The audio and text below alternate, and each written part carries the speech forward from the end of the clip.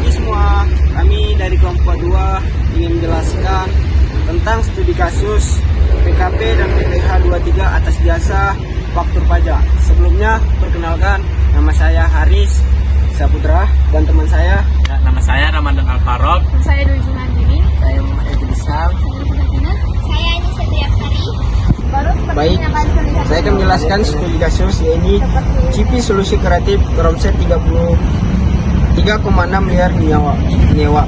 Jasa desain dari PT Karya Visual sebesar 35 juta. Jasa keamanan dari CIPI Aman Sentosa sebesar 25 juta. CIPI Solusi belum menjadi PKP, tapi ingin menambah pelanggan BUMN. Pertama, apakah CIPI Solusi perlu menjadi PKP dan apa konsekuensinya? Jawabannya ya, CIPI Solusi perlu menjadi PKP karena omsetnya tahunan telah melebihi 4,8 miliar. Adalah batas wajib PKP menurut Peraturan Dirjen Pajak No. per 20/PJ/2013. Namun, karena masih 3,6 miliar, statusnya belum wajib. Tapi bisa sukarela menjadi PKP, apalagi jika ingin menambah pengalaman BUMN. Karena sebagian besar BUMN hanya bekerja sama dengan PKP. Konsekuensi menjadi PKP, wajib memungut dan menyetor PPN 10% atau sesuai tarif atas penyerahan barang jasa kena pajak. Harus menerbitkan faktur pajak elektronik, wajib lapor SPT masa, PPN setiap bulan. Meskipun nihil, administrasi pajak jadi lebih kompleks tapi lebih dianggap kredibel oleh BUMN dan klien besar. Nomor 2, hitung PPh 23 atas dua jasa tersebut.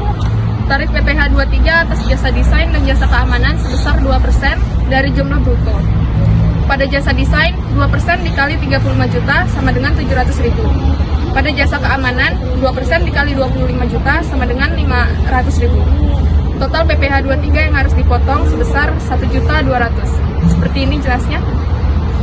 Nomor 3, apa yang terjadi jika CV Solusi tidak memotong PPh 23?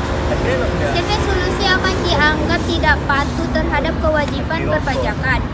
Bisa dikenakan transaksi administrasi berupa denda bunga sesuai ketentuan Undang-Undang KUP atau ketentuan umum dan tata cara perpajakan. Beban pajak bisa dibebankan kepada perusahaan sendiri jika pihak jasa tidak menyetor, dan bisa mengganggu audit dan reputasi di mata klien BUMN. Nomor 4, ada simulasikan faktur pajak jika CIPI Solusi menjadi PKP.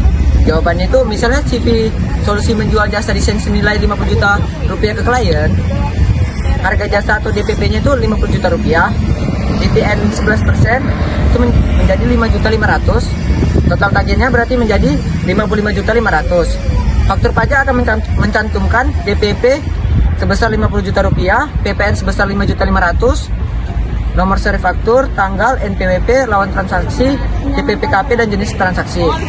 Berikutlah contoh dari fakturnya.